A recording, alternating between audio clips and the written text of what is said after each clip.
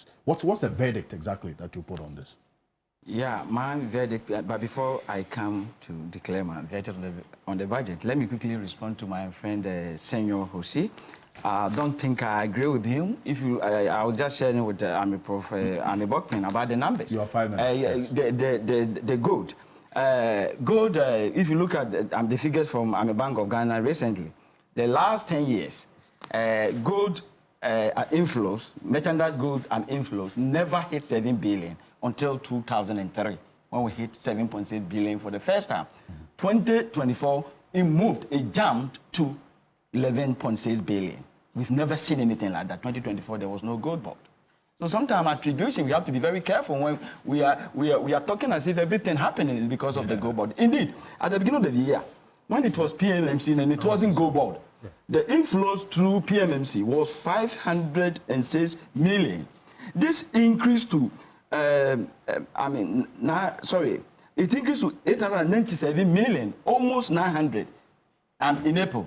And GOLDBOD started its operation in May.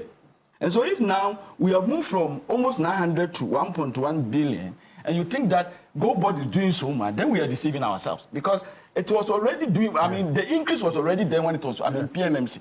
Let us set the record straight. This is where I have a problem. Things are going well. Are you saying that the creation and intervention of GOLDBOD hasn't made any significant impact? No. GOLDBOD is fantastic. I like the idea behind it. But it's too early to push to them almost everything that is happening because, as I said, and the figures are here. From Bank of Ghana, gold, the last 10 years, the merchandise gold and inflows never went anywhere closer to 7 billion. But 2023, it hit 7.6 billion. 2024, it moved on to 11.4 billion.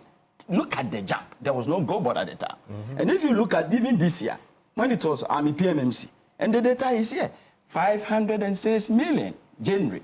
By April, it was 897 million. So it was already increasing before GOLDBOD came. And if GOLDBOD came, and by September, it has moved to 1.1 billion, 2 million increase. Why are we clapping and jumping as if GOLDBOD is doing something nobody has ever seen? That is not supported by the data. And this has been my problem, the attribution.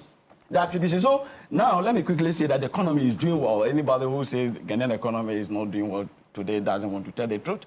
It is true we are doing well, and I have said that we are almost going back to our pre-COVID period where we were doing well because we were under an IMF, and today we are still doing well because we are an IMF. When you pick the growth, for example, 2019, the economy grew at 6.5%, and at the beginning of this year, the first half of the year, according to the finance minister, yesterday, was it yesterday? 3 days ago, yes. When the budget was okay. 13. Yeah, 13. Yeah, so he said that during the first half of the year, the economy grew at 6.3%.